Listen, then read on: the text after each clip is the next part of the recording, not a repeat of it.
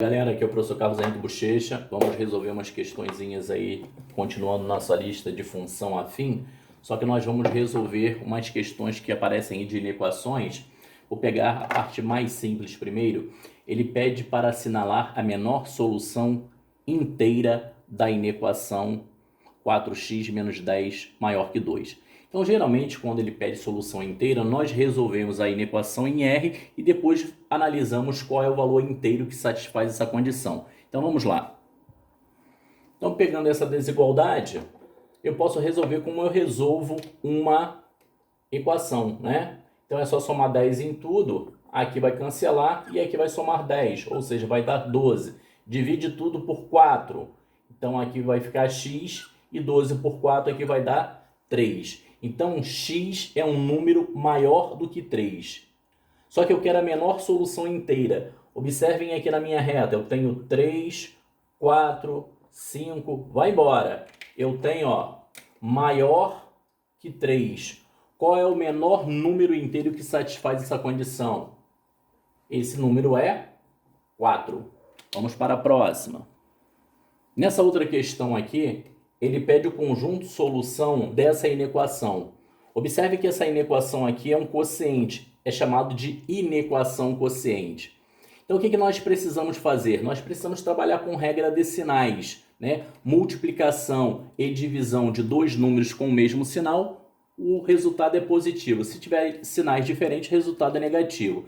Então, vou estudar a variação de sinal dessa expressão e dessa daqui também. Então, o que nós vamos fazer? Nós vamos batizar isso daqui de f. Então, f vai representar para a gente uma função afim, e essa função afim ela é crescente. E vamos batizar essa outra aqui de g. Lembrando que denominador jamais poderá ser zero. Então, para resolver a questão, temos que estudar a variação de sinal dessas funções. Vamos lá. Então, galera, nós temos aqui o zero da função f. O que é o zero de uma função? É o x do domínio que anula essa função, né? Então, nós temos x mais 1 igual a zero, x aqui igual a menos 1.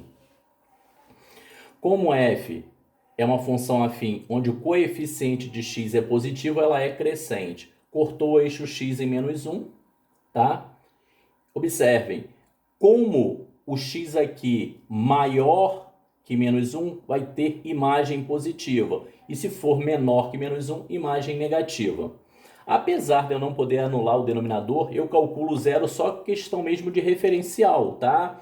Então, vou anular aqui para descobrir o referencial. O zero dessa função é menos 5. Só que ela é o quê? Afim decrescente. Então, é essa a inclinação. Cortou aqui em menos 5. Todo x menor que menos 5, imagem positiva. Maior que menos 5, imagem negativa. Agora, o que nós vamos fazer? Nós vamos jogar isso daí numa tabelinha chamada quadro de sinais. Vamos recordar isso daí, galera. Olha só, gente. Montei aqui meu quadro de sinais. Aqui nós temos uma faixa para colocar a variação da f, uma da g e a outra para o quociente, f dividido por g. O que nós vamos fazer? Primeiro passo, essa linha aqui está representando para a gente o eixo x, tá? Nós vamos colocar os zeros dessas funções em ordem crescente, como acontece lá no nosso sistema ortogonal cartesiano. Então, menos 5 fica à esquerda de menos 1. Nós vamos fazer o seguinte, nós vamos pegar essa variação de sinais e vamos colocar aqui no seu espaço. O referencial é o menos 1, tá aqui. À esquerda eu ponho o sinal negativo e à direita positivo. Vou pegar a mesma coisa com essa, olha, fazer a mesma coisa com essa. Então, o referencial aqui é menos 5, à esquerda está positivo, à direita está negativo.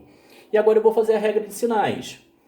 Quociente de sinais diferentes, menos sinais iguais, mais sinais diferentes, menos.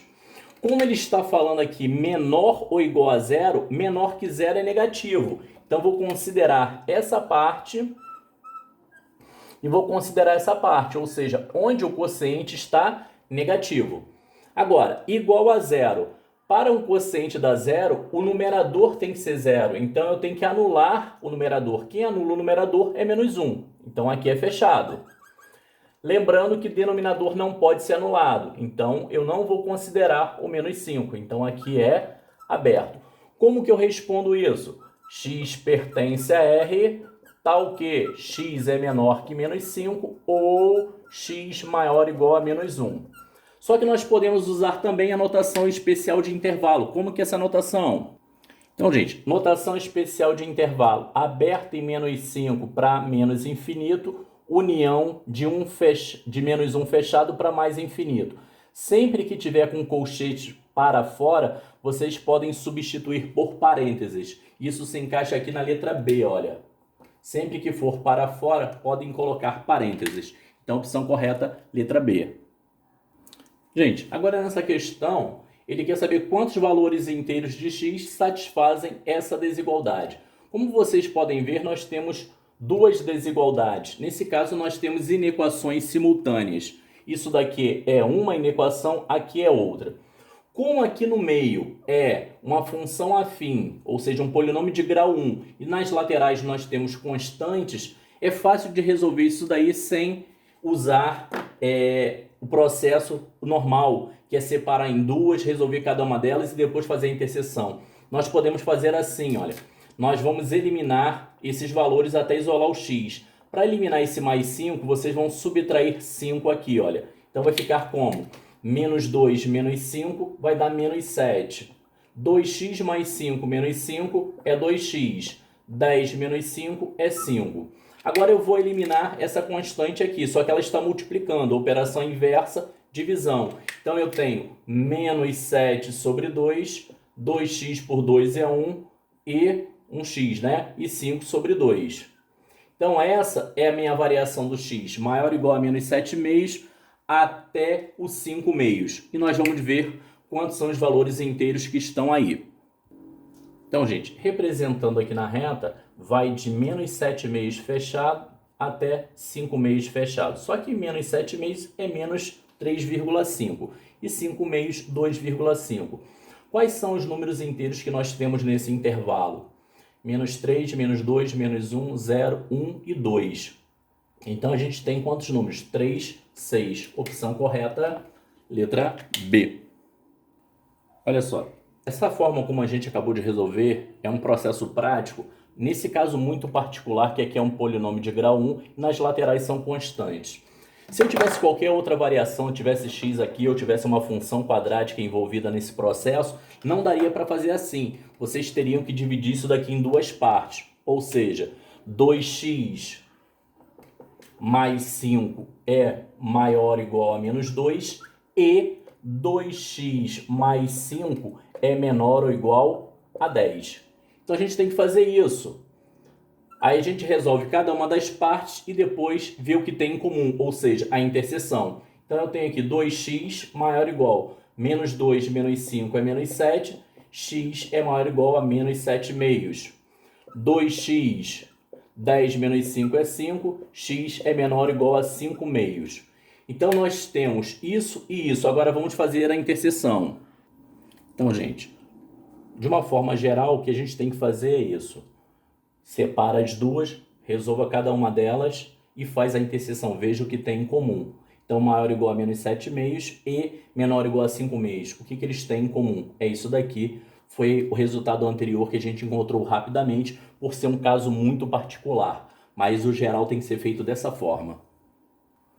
Gente, aqui na questão 38, ele está falando de domínio da função real de variável real definida por essa lei. Então, olha só, toda função ela tem um domínio e tem um contradomínio. Quando é mencionado apenas a lei de formação e não é falado nada de domínio e contradomínio, subentende-se que o contradomínio dessa função é R, tá? Porque lá no contradomínio pode sobrar elemento à vontade. E o que vai ser o domínio? O domínio vai ser o mais amplo subconjunto de R que satisfaz a lei. O que significa isso? Nós vamos analisar se todos os números reais podem ser operados aqui e gerar um novo número real. Mas nós sabemos que não, que na raiz quadrada ou qualquer raiz de índice par nós temos restrição. Nós sabemos que aqui dentro não pode ser negativo, ou seja, o radicando não pode ser negativo. Se aqui dentro não pode ser negativo, significa que essa expressão ela tem que ser maior ou igual a zero. Então eu tenho assim, olha, minha restrição é que esse produto seja maior ou igual a zero. Essa condição gera para a gente uma inequação produto. E para resolver essa inequação produto, nós vamos agir da mesma forma que lá na inequação quociente. Nós vamos batizar isso daqui de uma função f e vamos batizar aqui de uma função g. Vamos analisar o sinal das duas e colocar no quadro de sinais. Vamos lá. Então, galera, aqui eu falei f e g, mas para não confundir com essa f, eu coloquei g e h. Calculando o zero dessa função, deu 1. Como o coeficiente de x é negativo, ela é decrescente. Então, todo x menor que 1, imagem positiva, todo x maior que 1, imagem negativa. Então, aqui, a função h, o zero, é menos 3.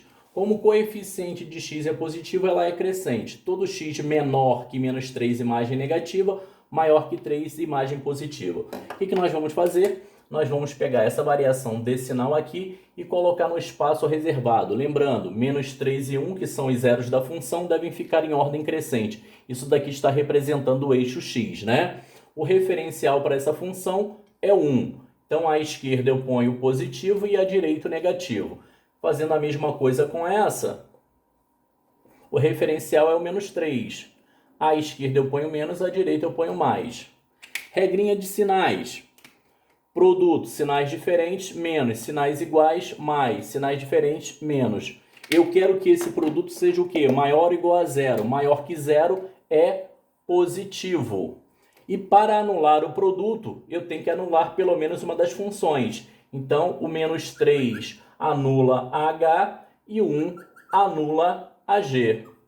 Então, na verdade, o que eu preciso são os valores que vão de menos 3 a 1, que vocês podem responder assim, ó. X pertence a R, tal que x é maior ou igual a menos 3 e menor ou igual a 1. Ou, qual a opção correta aqui? Letra D, notação especial de intervalo. Valeu, galera!